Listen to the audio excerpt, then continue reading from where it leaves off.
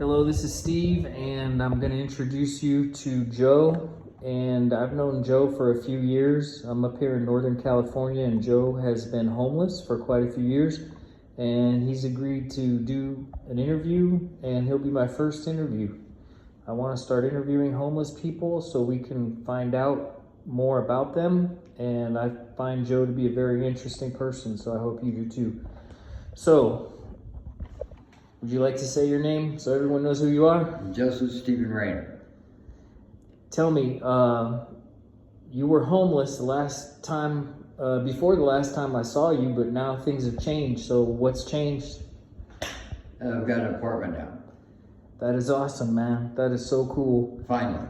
How many years were you homeless before you moved in this place? Whew.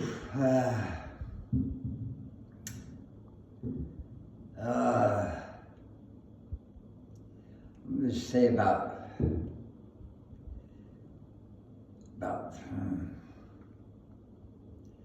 five before I got this place. 5 years. Yeah. 5 years. I think 5+ years. I'm really not exactly sure. It's been a long time. Well, we're in 2025. Do you remember if it was 2020 or earlier? It was earlier than that. Earlier, so maybe more than 5 years. Yes. So we're in Lake County right now. So what has this whole last however many years been Lake County, or you been? Pretty much Lake County, yeah. And you've lived all around the lake?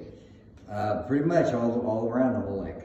So the first question I think a lot of people would have, and I know I would have too, is the shelters. So obviously there's shelters, but They didn't have any shelters back then. Back then they didn't have any shelters. No, they had one sheltering system that was in place, and that was in Clear Lake. All right. And that was very few rooms.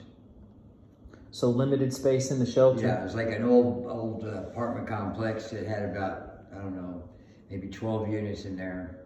So you had 12 units, and was there a house manager or something? Yeah, or someone? yeah. Was manager on the property. How'd you get in if you got in? We went through mental health. I think it was mental health. So they did some kind of assessment? Yeah, and then it got really weird there, and people got very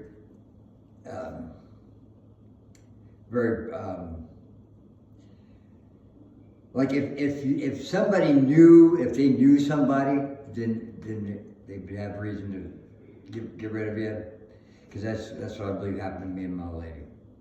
Yeah, so I do remember, because I never met your old lady, your girlfriend, whatever. Yeah.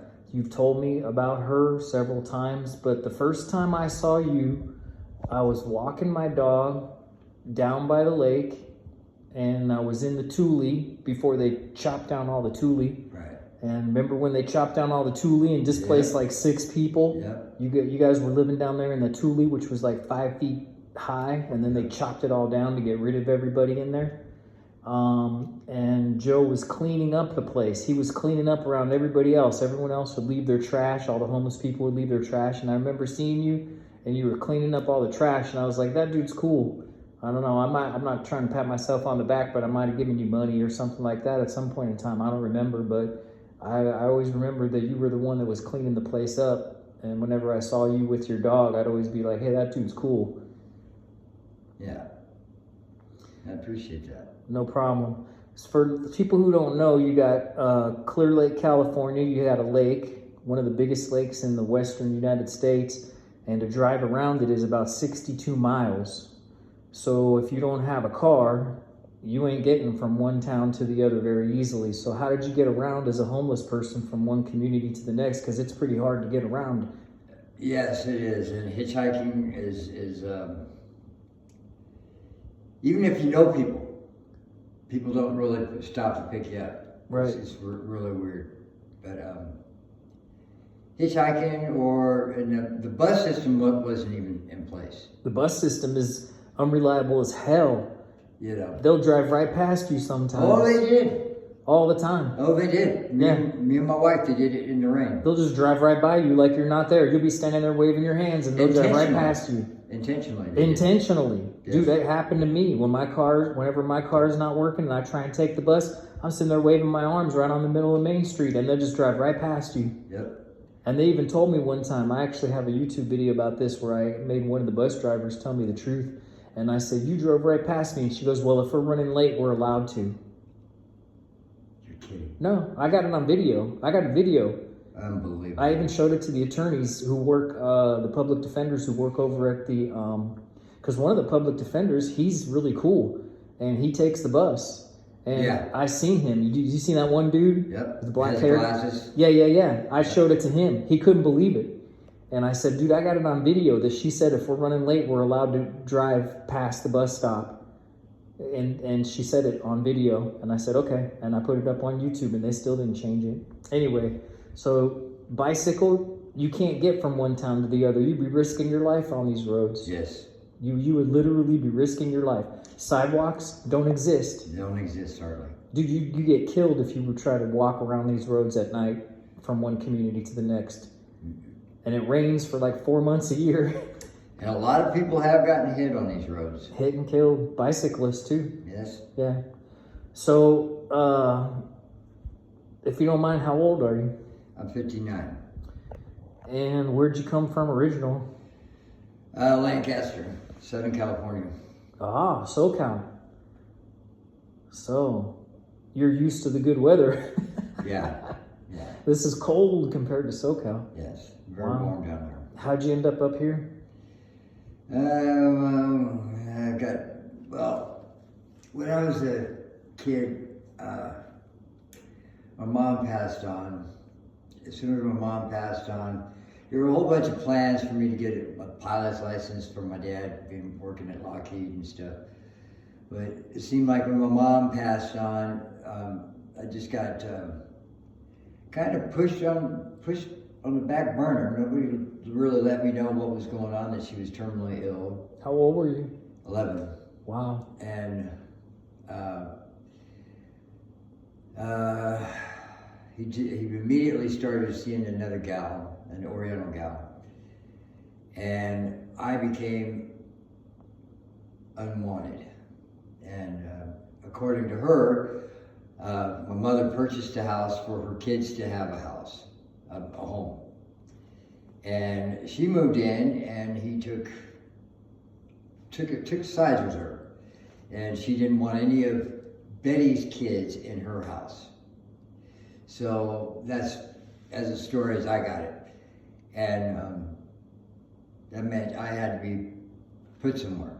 So my dad wound up finding where my supposed father was, which he is not my father, which is down in Florida, and had me taken down there. Now, I was hang on, sorry about that. Go ahead. So your mom dies. Yes. About 11. Yeah.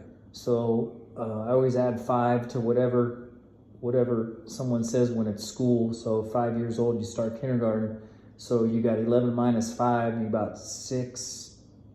You start school when you're about, I don't know, 4 or 5 years old or whatever. But you're looking at 11 years old. Maybe you're in 5th grade. No, I was probably about 7th. 7th grade. Yeah, I think so. About 7th grade. All right. So you're in middle school. Your mom dies. Wait, was it? Might have been. Might have been younger, but Might have been younger. 11 years old. Might have been. I think about 5th grade. Yeah. So the end of elementary school or beginning middle school. Yes, right. So that's a big change. You go from elementary school to middle school, and then your mom's sick. Did you know she was sick? I didn't know she was sick. She just wound up. She came up.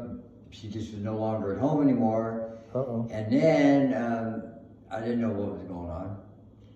And this is your stepdad? Yes, this is my stepdad. And my stepdad's trying to find a place for me to go to, because that's where Sue May wanted.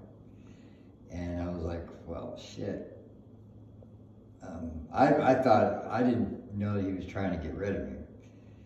But, so I basically got sent to Florida, put in a boys ranch, because that Carlos had made accusations that I was beating up on his children, and that wasn't the case.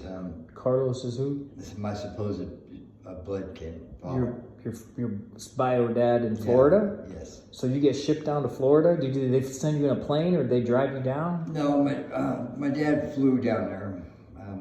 Flew us down in the airplane. He had an airplane? Yes.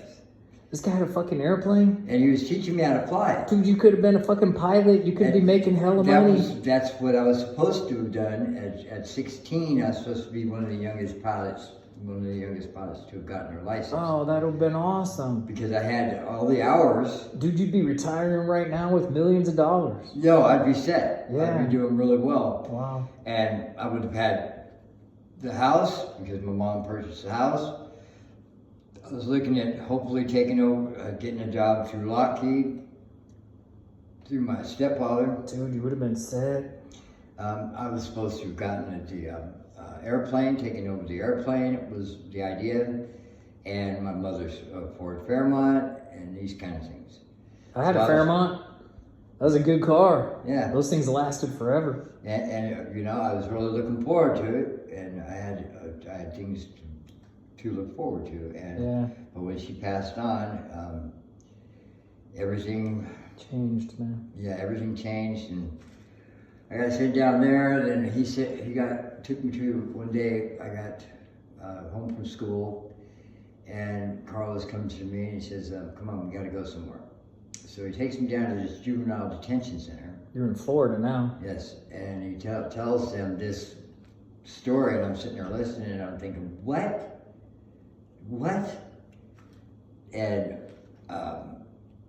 he told her that he's incorrigible, I couldn't be controlled or whatever, just kind of bullshit. And next thing you know, I was in their system. Wow. And he walked out, and the gal tells me, "It's not your fault. It's not your fault." And I wound up in this boys' ranch, and didn't do anything. I just wound up being shipped down there, and that's where I started my smoking, and different things like that. And everything was topsy-turvy. Now, nothing was as it was, and I could tell that.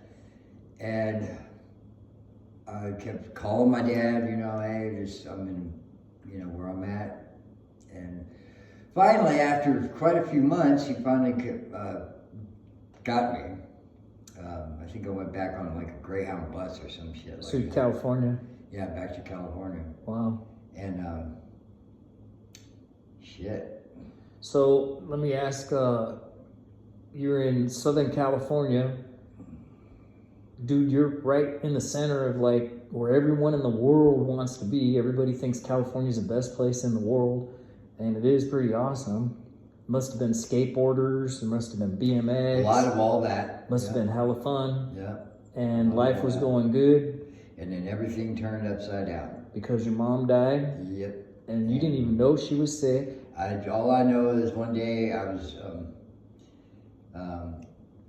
I got home from school, I turned on the stereo, and me and my sister... How old was your sister?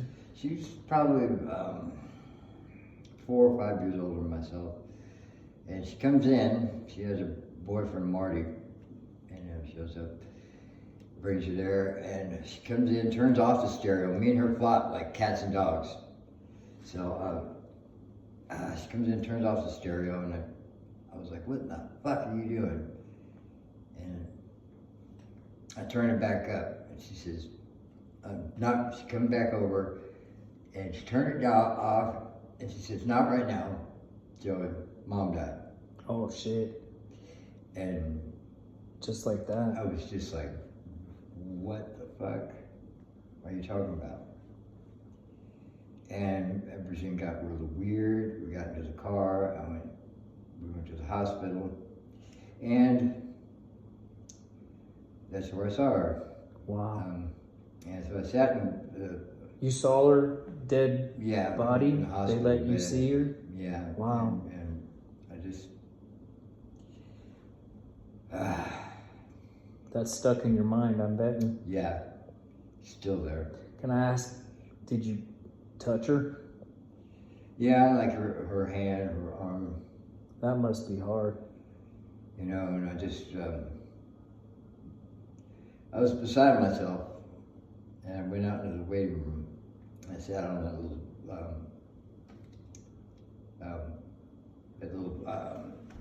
chair out there. I kept listening to everybody talk about, oh, Betty, what a wonderful person she was and all this, and all I knew is she was violent as hell to me. And it just threw me all over the place. I just didn't know what the fuck to think. So after we wound up leaving, which was wild. So when you say she was violent, did she drink? No, Drugs? no, Just she just was a violent woman. lose her temper? Yeah. And hot-blooded Spanish bitch, man. She was really... So can you give me an example of any early violence? And by the way, if you don't mind, I'll share this with you. My sister, year and a half older than me, remembers me getting beat with my dad's belt hundreds of times. I don't remember. My mom says my dad used to beat me with the belt all the time. I don't even remember that shit. I do remember, and I remember being so small that I couldn't even see up over the top of the sink, and he would take me in the bathroom because I was ADHD, man. I was all over the place. And he would take off this big old black belt, and he would snap it and then hit me with the belt while I was bending over the toilet. So I know my head didn't come over the sink. So I know I got the shit beat out of me when I was a kid. My mom used to use whatever she could get her hands on, which included a rolling pin. Oh, fuck, sorry. Yeah. Oh, that hurts. Yeah, that's what terrified me. You know, she terrifies me to this very day. Wow. Yes, she does. Even though she's passed on, it hasn't been for many years, still terrifies me. Still. Wow. But yet I miss the hell out of her, and I wish I could do it again. If I could do it again, I would.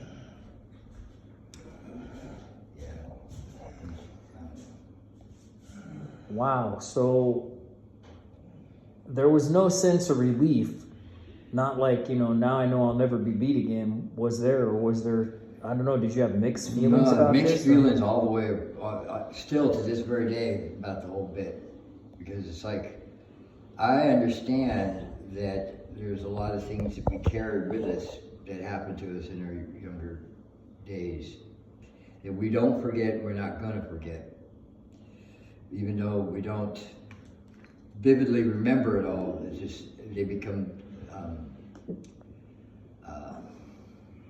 like tripping stones for us, things that'll make us fall back into like addictions and different things like that. The reason why we want to use is to cover up, the mask, the pain.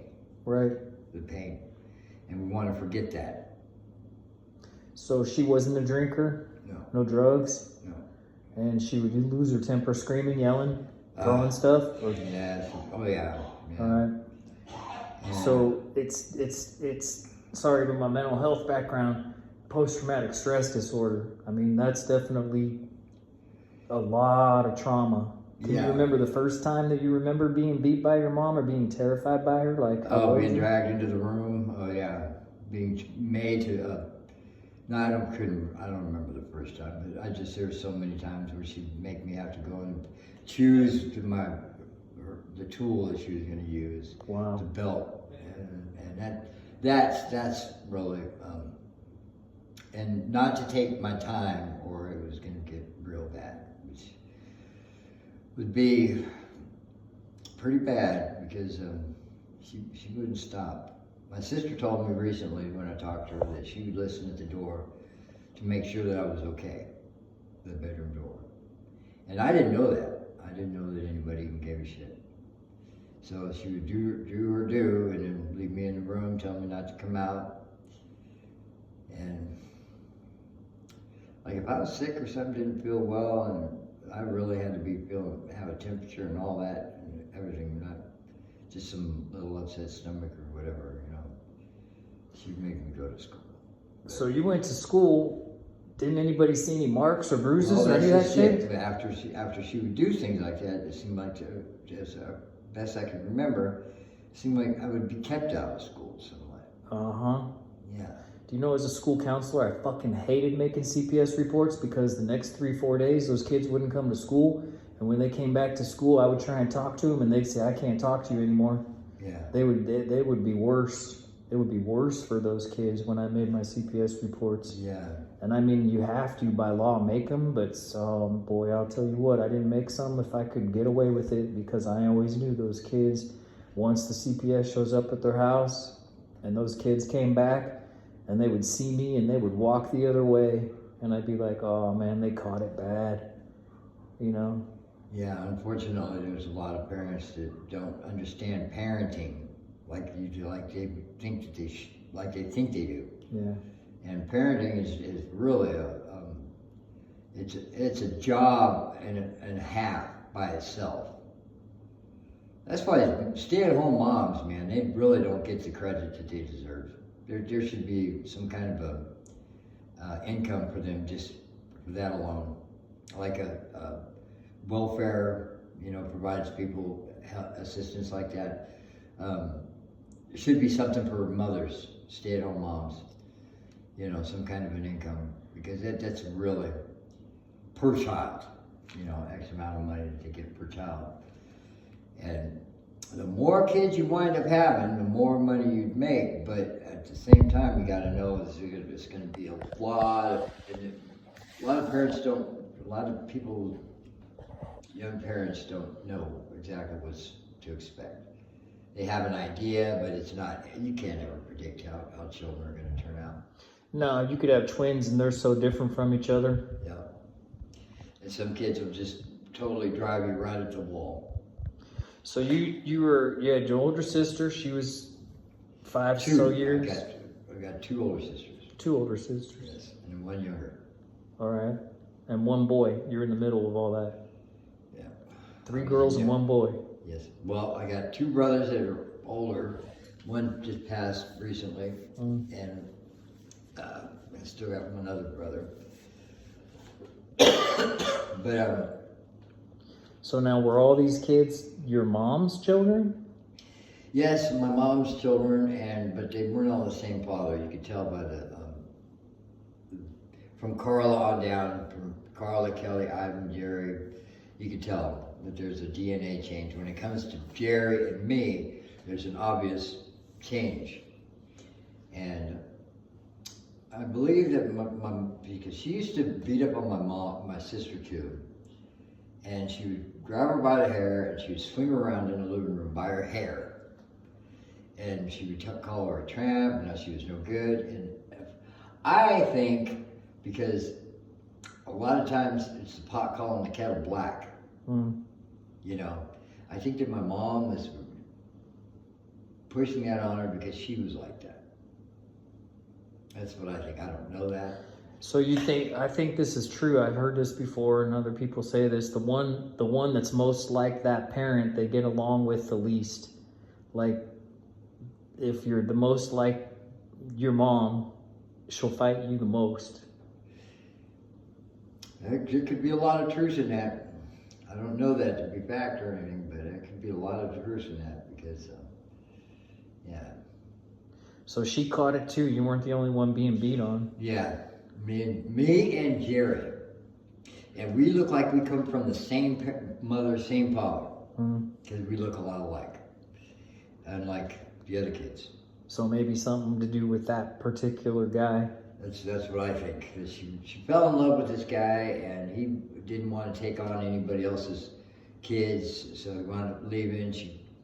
So she really took it out on me more than Jerry. And so I'd be thrown in her bedroom after that, and I'd have to stay in there and listen to the TV and like that. Man, God forbid I'd bug her anymore. Because, yeah. So that sounds hard. Then you got to go through losing your mom, who is The one predictable person in your life. That took to the grave with her. The one thing that I wish I would have been told differently than what she usually told me, which was, "Ay, Dios mío, you're nothing. You're going to grow up to be nothing but a bum." And when you do that to a kid, it instills in their brain something. And it's like, how do you break that? And if they don't correct that, if they don't let that child know themselves that, oh, I apologize for that, I didn't mean that, you're actually very good, and you're going to grow up to be productive, you're going to be something good. That didn't happen. She took to the grave with her all that, and I've been carrying around this, as I've recently been thinking about, feeling about, is this bag of shit that she gave me, which was I was to grow up to be nothing but a bum, that I was useless, that she wished she would have aborted me. And What year were you born? 1966. Abortion was legal in California under the TAP Act, Therapeutic Abortion Procedure Act, starting in 1967. So I bet you could get an abortion back then too. Yeah. Wouldn't have been that hard in Southern California. They had clinics down there. Yeah. So she put that into your soul. That I was really unwanted, and it seemed like everywhere I wound up going after that. I don't know if it was just me carrying that around, that idea of what she told me. Yeah.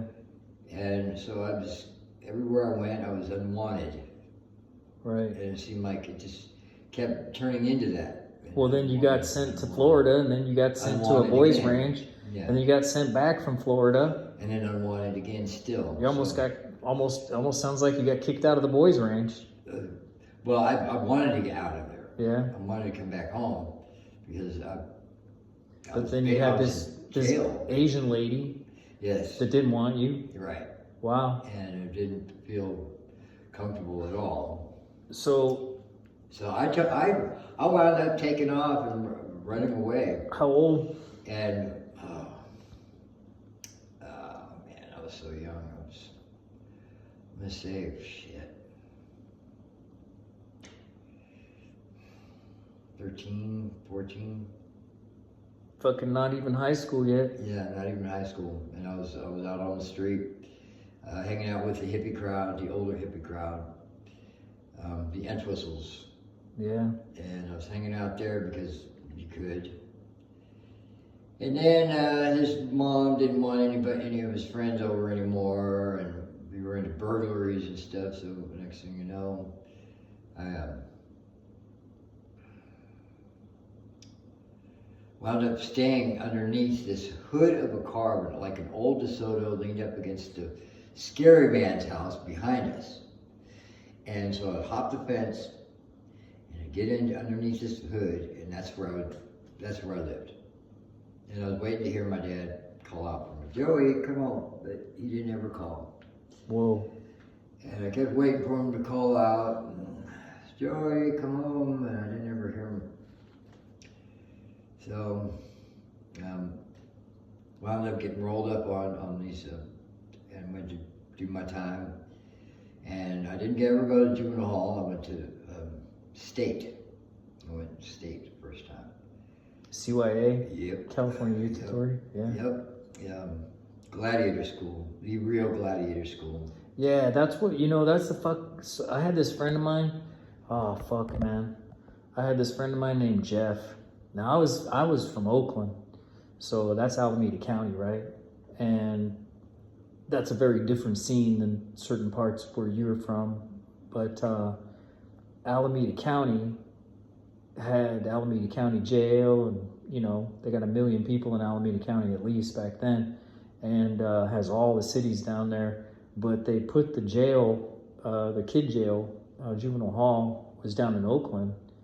And my friend Jeff, he's white, long hair, and he went to juvie. Man, I think we were in freshman year. He came out. He was so different when he came out. He would sit up against a wall. He wouldn't talk to anybody. He would just put his head down. Some bad stuff happened to him in juvenile hall. Yeah. Really bad stuff. Yeah, I was on my way into the housing unit in YTS, man, and I had long hair at the time, and walking up that, and I heard all these cat calls, and I was looking around for the females, and I'm having to ask, you know, hey, where's all these females at? Here, you know, this guy behind me says, they're not whistling at women, dude. They're whistling at you. Yeah. And that's when, on my walk up there, when he told me that, that's when I realized where I was. Yeah. Oh, shit. You're in hell. And so I just kept pushing through, and nothing ever happened to me. Like, I didn't ever get raped or anything. He tried to one time, but my street smarts actually is what saved me. And I was like... How long were you in CYA? I did a solid year. Wow. So you're like 14. Yeah, Did right. Did they have school for you in there while you're in there? Yeah, they made you go to school, Yeah. like that. So yeah, and then when I got out of that, I was on parole, and tried to stay clean and all that, and no pot smoking, none of that. But I wound up smoking some pot. If you don't mind, when's the first time you used? Well, you 11 years old. Had you smoked pot? Yeah. Got drunk? Anything by then? Yes. Okay. I got drunk. Because that'd be like, okay, so you was born in 67, 13, 1980. Fucking Van Halen is just coming up on the Yep. radio. Yep. You got Boston coming up on the radio, Yep. right? Who's your favorite groups from when you were young? Huh? Van Halen. Van Halen, hell yes. KMET. Running with the Devil. Yes. Yeah. All of that. And the LA stations, man, you guys had the best radio stations. You know, and those were the days, you know, Yeah. of good music on the radio. But, So you, by the time you were 11, you already smoked weed? Drinking. Drinking? Started with the drinking. What were you drinking, man? Beer. Keystone? I was Sorry. No, Budweiser. From the refrigerator, I'd go and steal it from my dad's supply. Cigarettes? After Florida, yeah, like that. All right, so just cigarettes and beer. Yeah, No hard alcohol or... yeah. All right, so then you go to Florida. You're in a boys' ranch. Drugs? Well, no, Florida already happened. When I came back, that's when I got locked down. So did you start smoking Yeah. weed pretty regular or what? That's it. Yeah, I was smoking weed very regular because I was staying at the Entwistles. Yeah. Do you think it helped you kind of with the pain or Oh something? yeah. Yeah. It took me out of my head, so I didn't have to think about it. Right. I just get stoned and Turned into an everyday thing? everyday thing, and I look forward to it. Alcohol too? Oh yeah, alcohol was, And- that's the one that was the earliest, and that's the one I started with. That's the one that, started me being able to do all kinds of things. So by the time you're 15 years old, you've been to CYA, you're on probation, Yeah. you're starting to smoke Parole. weed every day, drink Parole. alcohol, Yes. parole. Yeah. Yep. Yeah, a lot of people don't know the difference between jail and prison or parole and probation. They're different. Big difference. And had to go back to the school. Hang on, did they help you at all? Did they put you into any kind of programs? Did they give you any kind of job training? You're on parole, were they doing anything for you besides just monitoring you and finding a reason to violate you or what? Well, I was in a fire camp. Okay. And upon getting out, and I didn't want to get out. I liked the structure there. Of CYA? Yep. Wow. Of the fire camp. Oh, the fire camp. Camp Ben Lomond. Okay. Oh yeah, I know where that is. Yep. And I liked it so much that I didn't want to get out. And I even asked the teacher, about staying. And They were training you to be a firefighter. yeah, That could have been a hell of a career. yeah, and I advanced on the crew line too. But that wasn't the case when it came up. I got paroled and got out and towing the line. became a bit of a problem because I don't know, I just couldn't stop wanting to be out of my head. That's what it was. It's just, that's what all the drugs were about. Right. Basically to mask this haunting memory Of mother. the pain, Yes. rejection. Being unwanted.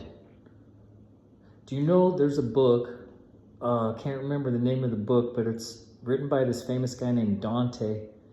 And in the book, there's 7 levels of hell. I've never read the book. I tried to read it. It's too hard for me to read. It's written in some kind of older English. But I think it's called Dante's Inferno. And the Inferno is all about hell, right? You probably heard about it, right? Yes, I have. What's the deepest level of hell? The worst level? Do you have any idea? I do not. Because you touched on it. Being unwanted. Kind of. It's betrayal. Betrayal. The deepest level of hell is Yeah. betrayal. Which could cause codependence. Parental betrayal. Think about it. Every single Disney character, Snow White, her stepmom, the evil queen, betrayed her, tried to kill her. Snow White, what's the other one? Cinderella. The mom dies, the dad gets remarried, and what does the stepmom do? Betrays her. So that's a deep, deep theme, and it sounds like that's like one of your deepest wounds. Yeah, being terrified of my mom, and at the same time, I don't know, that's where there's a major conflict there. Something inside my head where it's just... You want to know what the word for it is in psychology? What? It's called traumatic bonding. Traumatic bonding. So a healthy bond, your mom loves you, kisses on you, bounces you, does all that fun stuff, changes your diaper, blah, blah, blah, feeds you when you cry, all that stuff. I had these friends of mine back in when we first had kids, and they were trying this form of parenting. We went over to their house. They had kids before we did. And their kid was crying. Fucking crying and crying and crying. And they said, no, we don't go in because she'll stop crying eventually. And we're trying to train her. This is a newborn. This is like 6 months old, 5 months old. And they said, no, we don't go in there because we're trying to train her that she can't make us come get her when she starts crying. And luckily, me and my wife, I was married at the time, obviously, and had a wife, and we didn't have kids yet. We were about to have a kid, and we both agreed that's bullshit. If your kid cries, you go in there and make sure that the diaper pin's not sticking them, or they're not stuck with their head somewhere they're not supposed to be, and pick them up and make sure they're not wet or so you go in immediately. And I thought that's the weirdest form of parenting. Like, wait till your kid stops crying and then go in when they're quiet. Like, to me, that was betraying the most innocent thing that a kid could be, is just crying for help and saying, nope, we're not going in there. And they would wait till she stopped crying. And as soon as she stopped crying, they'd go in there.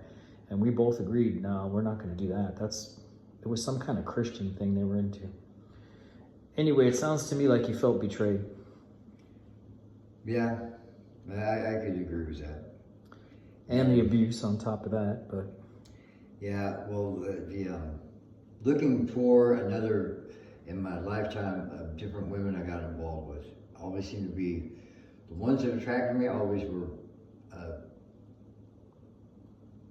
abusive. Which was normal to you. Which was normal, and I would try like hell to make them work, but there was no making that work. Yeah, it's called traumatic bonding. You're bonded through the trauma, and so you repeat that.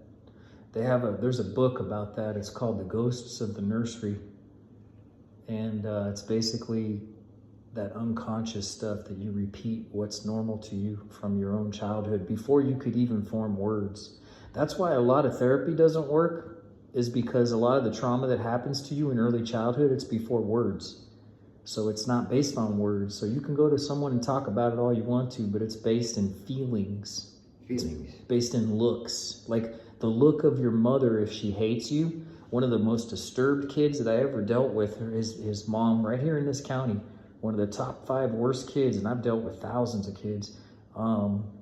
His mom lived on the streets, and she was very seriously mentally ill. And she used to throw rocks at cars and stuff. And I used to tell people that weren't very nice to the kid. He grew up on an Indian reserve here. He was so violent, man. He would just tear the classroom apart. He'd break computers and stuff. And if you left him alone, he was kind of okay. But people who pissed him off, he would tear the whole classroom apart. So I would take them out and I'd say, you want to meet his mom? We'd go out and I'd say, there's his mom. Go over there with me. Don't say anything. Let me get to know her. And if I say okay, then go ahead and talk to her. But if she didn't like you, man, she could start throwing rocks at you and stuff. And then we'd leave. And I'd say, okay, now you've met the kid's mom. I want you to think, what would it be like if you were a baby and that was your mom? That's the person who changed your diaper. That's the person who puts you to bed at night. That's the person who picks you up when you're crying. Can you imagine what that would be like to you? And then they would usually treat him nicer. They would understand. You know, you got to deal with this kid differently because you're dealing with a kid who's been around somebody who screams and yells and throws rocks at cars. Full-grown adults can't deal with her. And if I named her, I could even tell you, you probably even know who she is. She used to push a shopping cart down the middle of Olympic down there by the Clear Lake sometimes. Yeah. Man, she would be screaming at people. They kicked her out of all the stores. She couldn't go into any stores. You probably know who she is. You probably seen her before. Jamie? I can't remember what his mom's name is, but I remember her. And I remember one time I went out there with somebody and they said, watch out, here's that lady. She's crazy, watch out. And I go, no, she's cool. And they're like, no, get away from her. Don't park your car by her. And I said, no, it's okay. That's so-and-so's mom. And they go, what? And I go, yeah, that's his mom. And then I go over there and I'd say, hey, man, how you doing? And then she talked to me for a little while. But she was psychotic. She was very psychotic. Yes. Sounds like Jamie. Yeah. So you got hooked up in drugs. Yes. Fast forward to 15, 16 years old. You're in high school. Yep, and I got out of YA with a GED. Okay. So you graduated from YA. Yep. And you were going to the... And when I got out, I had to go back into school anyway. And I didn't understand that. No. Shit, you know what? I hate to tell you this, but that's like this kid that I talked to who didn't repeat kindergarten. He repeated kindergarten twice. His dad was so mean, he made him do kindergarten twice. And when I met the kid, I said, dude, we're going to jump you forward 2 years in school because you're 2 years too old. You went and did kindergarten once, and then your dad was so mean, you moved districts, and then they made you do kindergarten again because your social skills were so bad. Dude, you're in the 5th grade. We're putting you in the 8th grade next year. And we did. We put him in the 8th grade. We graduated him and put him into high school. He was 2 years older than everybody else. But his dad was so mad at him that he made him do kindergarten over again. Wow. Dude, you had a GED. By law, they couldn't make you go to school. You could have walked. Yeah, well, I wound up getting in trouble still. Cops. And stealing, what? Yeah, all those things. Went back into some of the same shit I was doing.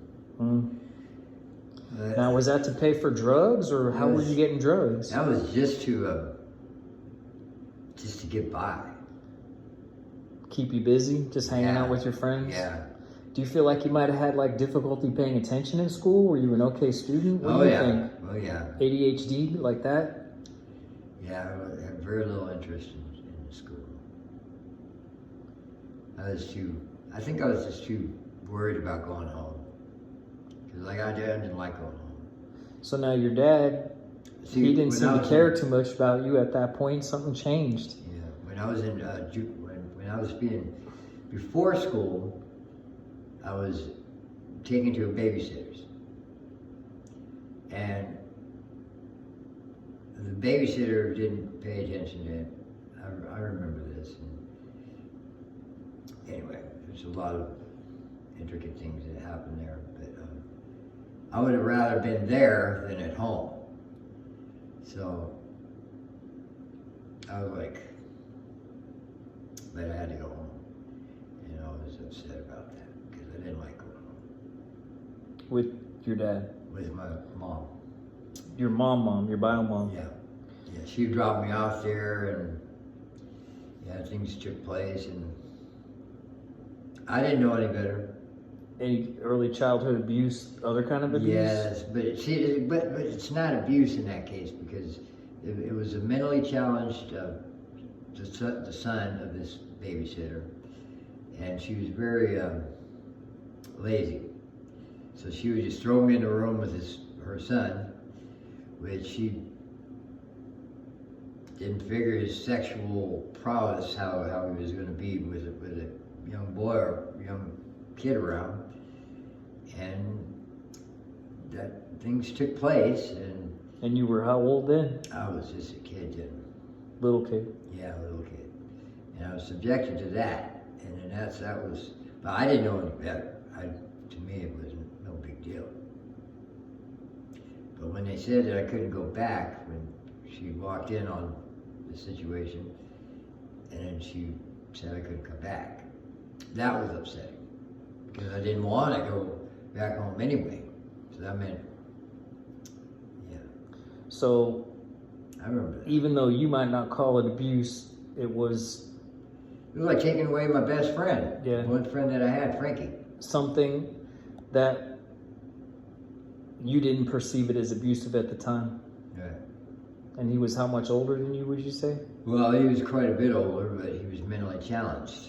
So, yeah. But he was nice to you in a way that you felt like someone's not hitting you and Yeah, he's not hitting me. you're not afraid of him. Yeah, I'm not afraid of him. So I'm going to jump up to adulthood. You're an adult. We've got a long ways to go to get from adulthood to homeless in Lake County.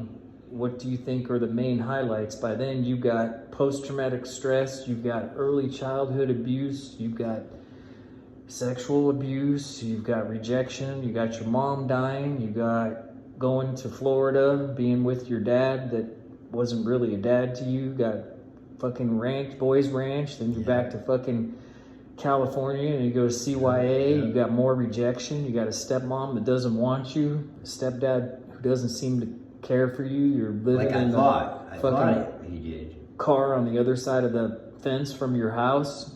So you're feeling like, I don't know, man, you're feeling, what makes you want to stay alive and all that shit? Well, that's just it. That's what I've been. I've tried to do the unthinkable, but for some reason it didn't ever take. But now I'm just, after being this far down the road, it's like there's got to be something give, and it, like this taking place, having an apartment. Let's start here, man. Here we are. You were telling me earlier that you felt almost like, I'm going to put words in your mouth, sorry, almost like the bottom's going to fall out. Right. You got a house. Are you using? Because I know you've had substance use issues. You know, I know you've been struggling with meth, and that's a fucking... Yeah, I smoke pot.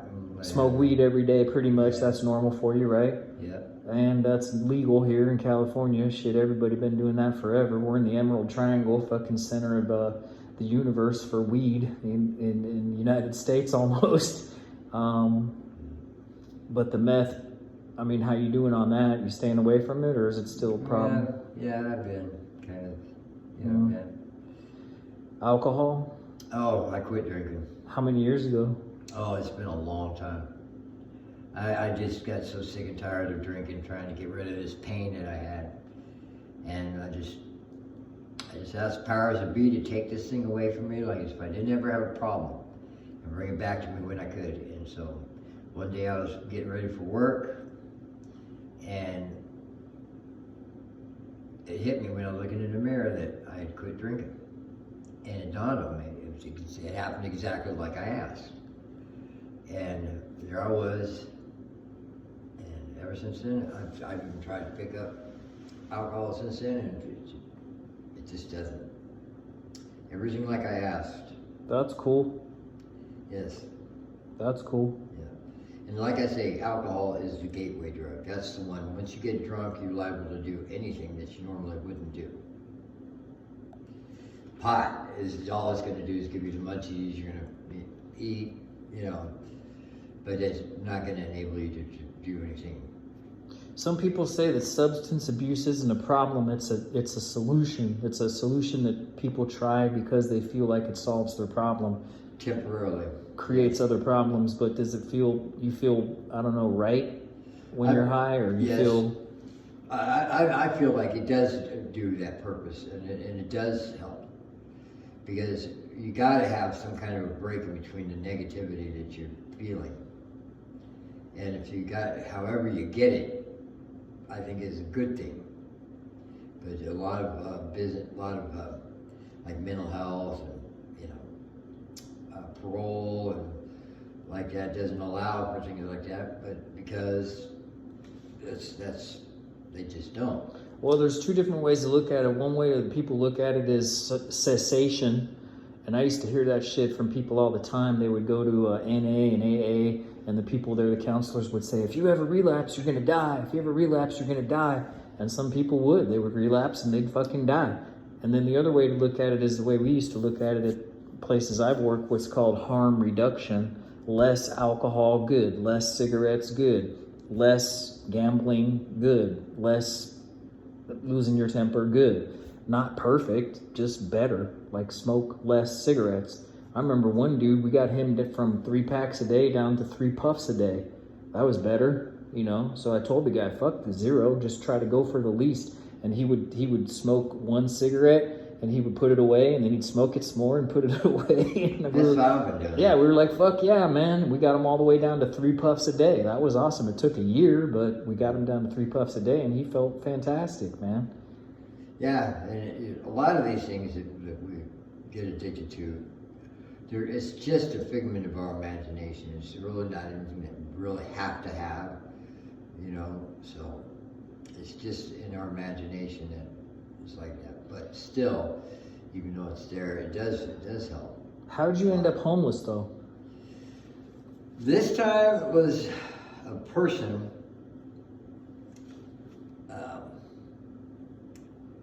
A person that intervened when I didn't even know that they were doing it, but he bragged about getting me evicted after I was evicted.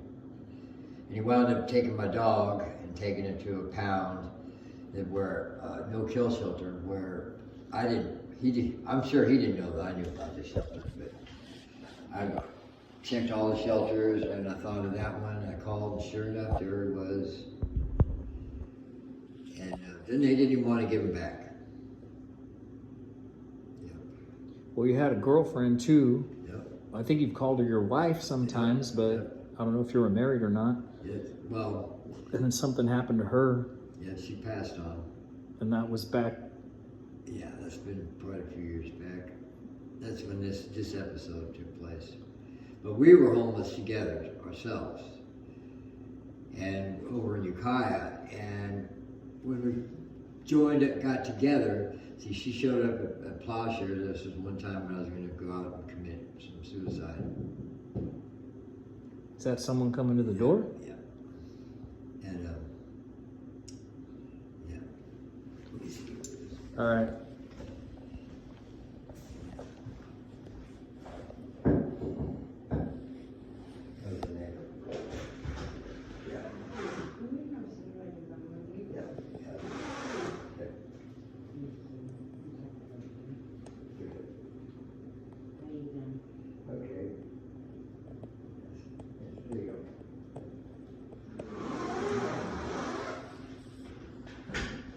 The neighbor borrowing a cigarette.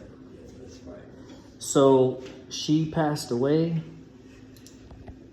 Yep, took to the grave with her all these things she said. Wish she would have taken it back. I'm just realizing that now after some soul searching I've been doing. She said some things that hurt you. Oh yeah. But you loved her. I remember you talking about her all the time. Oh no. not her. I'm talking about my mom. No, I'm the lady you were married to. Yeah. Well, I proposed to her. She said yes, and in my book, that meant that's my wife. Right. And then she got sick, and Actually, Lake County Sheriff Dorado showed up one day after I finally moved us into a better situation that was supposedly more stable.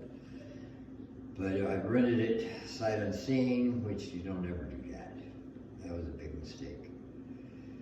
So I was trying to get this Coleman stove, but when I was moving in, I left this stove that the lady saw outside, and she took it into her bedroom. I had borrowed it from a buddy, so I went to go get it back because her nephew told me that she had it in her room, and she wasn't giving it back, so I had to try to get it back. And then later he tells me, "Oh, you could have kept it." We should have said that, because by that time, you know, Tracy's gone. Dorado came in, I told him everything what was going on, and he didn't listen to a word when I said. Seemed to think I was lying. I told him I had to get back in and take care of my wife. And instead of listening to anything I said, he just ignored it and said, "I'm gonna go check this out myself." Told him about the dogs inside, hitting the front door. He walked up to the front door. The dogs hit that door harder than they've ever hit it, it seemed like. And I thought, they're coming through that door this time. And the cops. the dogs. Oh, the dogs. Because the cop went up to the door, and then the dogs hit that door again, you know.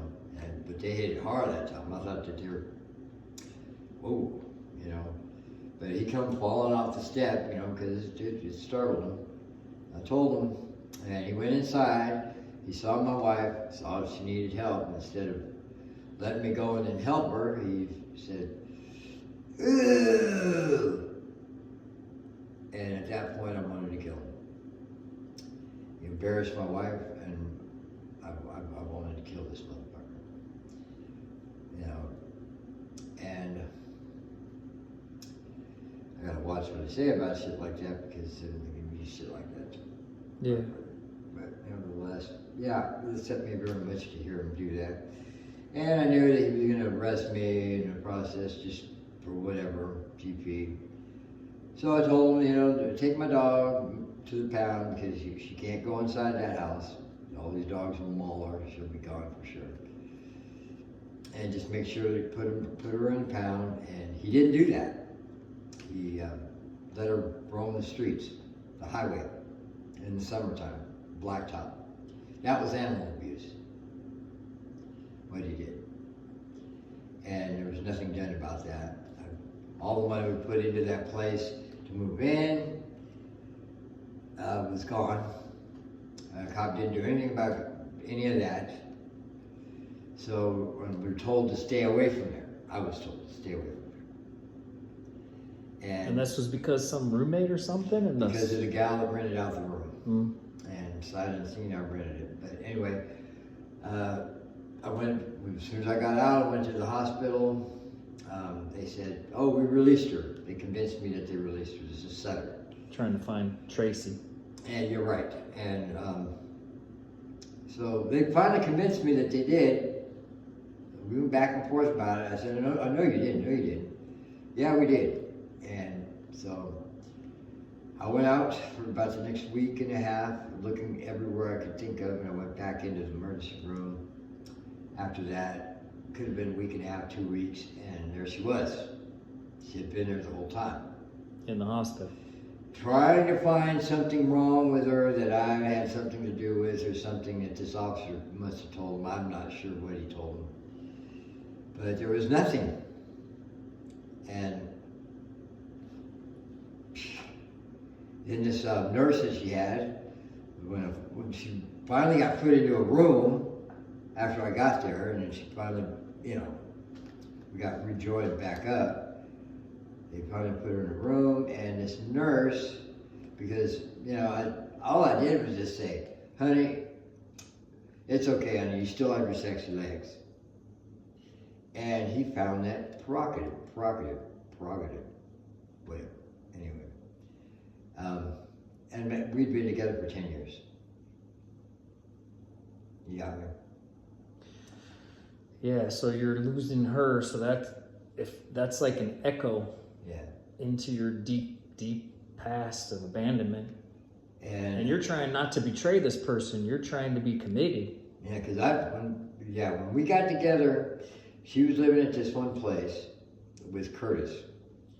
And she came to me at Plowshares. She stood across the table from me and she said, you're going to help me. And I was on my way. I was going to have my last supper, go out to camp, and do the unthinkable, and be done. And You were depressed as all hell. And so I found out, I saw who she was involved with, which was Suzanne. And I knew about her from being on the streets and shit.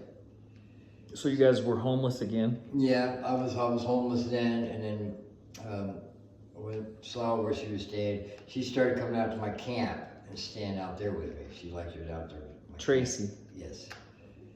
And finally, Curtis didn't want me coming around because they had been borrowing all of her money and using up all of her money, and so I intervened and stopped that. Where she just paid her own bills and that's it, not their bills too.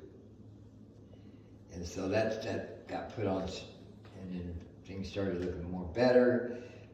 He said he didn't want me around, but I moved in instead. So she had a place, but you were homeless. Then you moved in there with her? I just moved in with her. Right. And so basically I'm still homeless. You know, I'm just, Yeah. I'm just a sidekick, is what it was. I was like a sort of sidekick.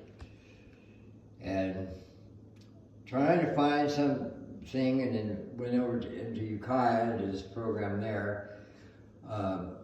They tried to give us 2 housing vouchers. I told them, I said, we don't need 2. We just need 1. And the gal argued with me about it. And I said, save that for somebody who needs it. We just need 1.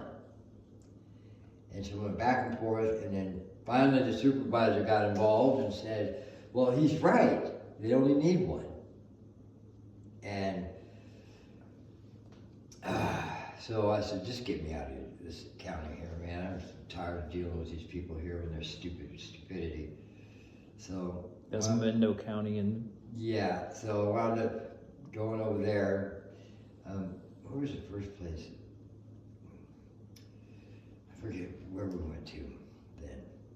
Into the motel or something. I'm forgetting now. But nevertheless, we were still homeless. We were in between. But they found you some shelter. Yeah, found some shelter. I wound up in a motel. And for a long time, and kept trying to get out of it, but we were paying $1,600 a month rent. Every bit of money that was coming in was going out, just to keep the motel room.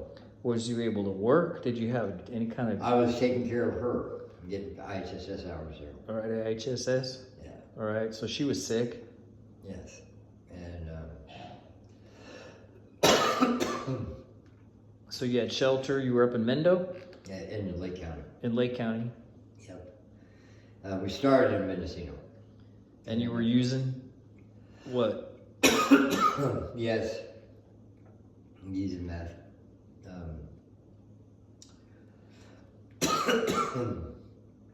Yeah. And, yeah. Oh, shit. So life was pretty chaotic, but at least you had housing. Yes. And you're getting some money in. Yeah. Now, going all the way back to, jump all the way back, counseling, therapists, psychiatrists, any of that stuff. Yeah, there was very little of that. I mean... You were in CYA. They didn't have regular counseling in there? No. Not that it would have helped, but it might have. Oh, yeah, it would have helped. Just to have somebody to talk to vent. How the fuck you were in CYA for fucking years and they didn't have regular counseling to help you? Yeah, it wasn't Jesus. much of that at all. Christ. Yeah, so I just wound up just getting passed through the system, coming out, and just being basically. You're fucking juvie. Yeah. No counselors there? I didn't go to juvenile hall. Oh, cause CYA. All right. I just went straight state. No school counselors. And county time came as an adult.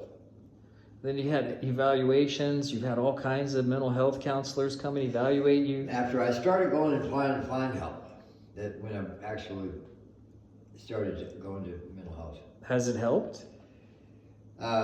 Yeah. Okay, it good. did help. I'm glad to hear that. But it didn't resolve anything. It just helped me to kind of lighten up the want to commit suicide. When's the first time you remember wanting to kill yourself? Oh, that's when I was young. I used to try smothering myself. Do you have any idea how old you were? Oh God, I was young. 7? Probably. 2nd grade? Somewhere. Even before that, maybe? I don't know. Maybe though? But I used to try smothering myself in the pillow. Tried that in YA too. Tried hanging myself. Tried cutting my wrists. So these feelings have been with you a long time. We've been talking for a long time, and I don't want to go too deep because you can get what's called a therapeutic hangover. It's a hangover from talking too much. It's like fucking verbal diarrhea, man. All this shit comes out of you, and you can end up feeling really bad. Yeah. I understand what you're saying. I do. I can give you, if you want. I'll tell you a story. I was going through a divorce. I was trying to get my master's degree, and so I looked up different things to research. I got my master's degree in 99. So back in 97, I started this master's degree program, right? And I looked for the least researched topic in all of psychology. Like, what could I study that hardly anybody has, so that I could read every single thing that had ever been written by anybody in the previous 5 years. And I found the topic of forgiveness. And at that time, in 1997, there were only 17 or 19 published studies on the topic of forgiveness. And if you want, I can give you my take, because I can honestly say that as of 1997, I read every single bit of published literature on the topic of forgiveness that was. And then it became a huge, huge issue. So I can give you something to think about if you want me to.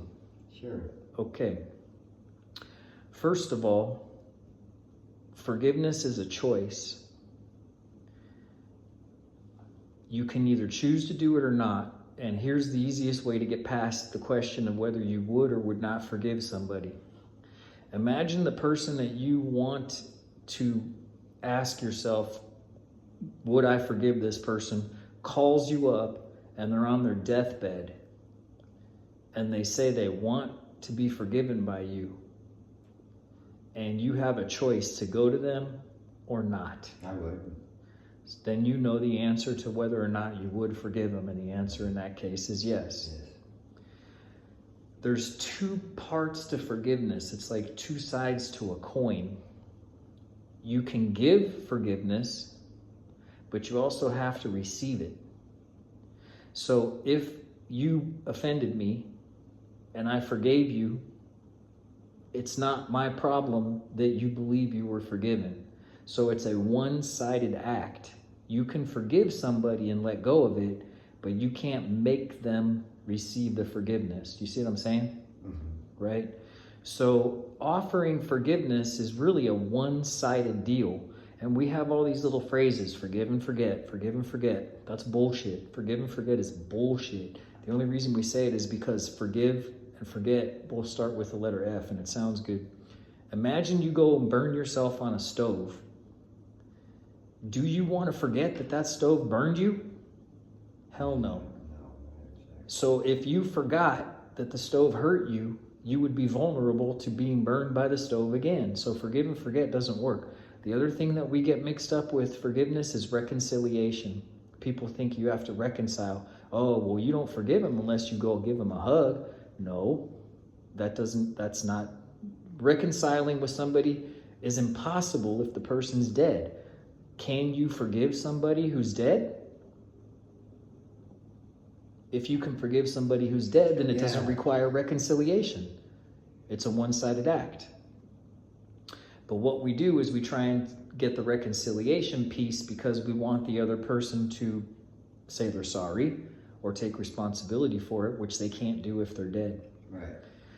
So then on top of extending forgiveness is one part of it, and the other person receiving forgiveness is a different part of it. I believe that what I studied, which was mostly a lot of religious literature, and back in 97, psychology didn't want anything to do with religion, so they didn't want to touch forgiveness because forgiveness is too tied up in the Bible. So almost nobody wrote about it.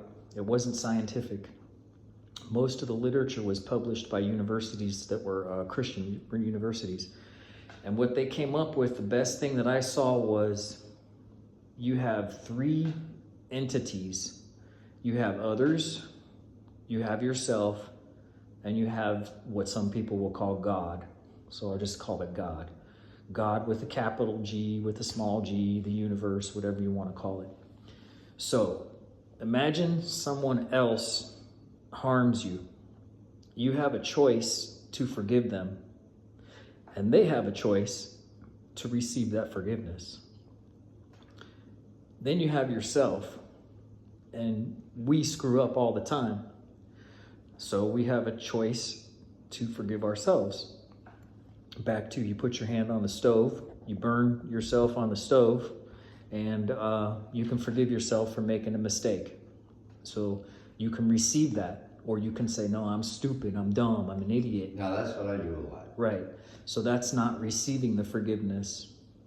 And then you have God, and that's probably the hardest one, is forgiving God for allowing the universe To have done, yeah.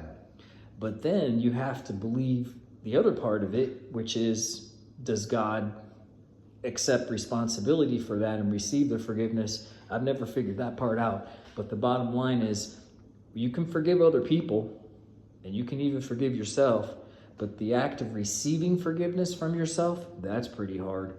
And the act of forgiving God for creating a universe in which these terrible things happen, that's pretty hard. So that's, I don't know, that's my take on forgiveness. And I believe that people who don't forgive are at risk of being very bitter. And they can become so bitter that they feel entitled. And that's a form of what's called bitter entitlement. Those are the people who go down to the welfare office and they get mad because they had to wait 5 minutes for their welfare. Like, dude, you got welfare. You should be thankful. You know, you drove up in your Mercedes with your done up nails and your makeup and you're mad because you had to wait for 5 minutes. Like, come on, man, be thankful. Yeah. So I think one of the cures to that is being thankful and generous and kind. And that's kind of the opposite action of bitterness. So maybe that, I don't know, maybe that's some stuff for you to chew on, because it sounds like you have a lot of stuff. Anyway, homeless has been your life for 5 years. I've seen you on the streets. I've seen you in every kind of weather, including the snow. I've seen you up the side of buildings. I've seen you down by the lake. I've seen you with your dog everywhere. And anything else you might want to say? Yeah, learn how to forgive. If you had 3 wishes, what would they be? I wish I could go back to that time before and know about my mom and be able to talk to her more personable. Be able to, without any kind of feelings of, just to be able to talk to her before she passed.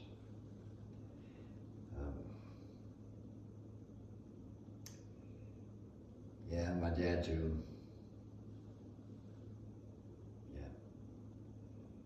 There's a concept in psychotherapy called reparenting. And sometimes what you try to do with that, it's very difficult in my opinion. I mean, it doesn't have to be, I suppose, but it is in my opinion, is you picture yourself in the place of your parent and you play the role of your parent, the ideal parent. What would you say to your kids? So what you do in that? Oh, I would definitely turn that around to be, you're good. You're a good boy. You're gonna grow up to be productive. You're gonna be talented. You're gonna do something positive with your life instead of you're nothing. Being told that you're nothing. It really is a major problem. Yeah. Joe, I think that's about enough. That's a good place to stop off. I want to thank you. Like I said, I want to start putting these things up on YouTube, and I'm going to give you the choice right now. If you want me to, I'll delete this. You've been on video this whole time, but if you want, it's fine. I'll delete it. It's fine. I hope it helps somebody. Yes, I do too. Because as I said before earlier, I think part of the problem to the homeless situation is people don't understand where they came from, what they went through. That it's not by choice that they're doing this, it's by experiences that they went through, that others are not taking the time to consider how they got there. And not even caring about how they got there. Oh, they're there because they're this way. And it's not by choice necessarily, even though they may have made choices to get there. If they had better information given to them, they wouldn't have made these choices, I believe. I feel that that's brilliant. And it depends on how it's couched, how it's presented to them. We seem to think that what we're doing is right. And a lot of times we need to get out of that, ourselves thinking that is right, and realize we don't know what's right. We need to learn, just like from this one or that one or this other one, we need to learn from them and not assume that we know. Because there is no knowing anyway. Everything's constantly changing. So. And earlier we were talking about $3.3 billion that the state of California spent in 2023.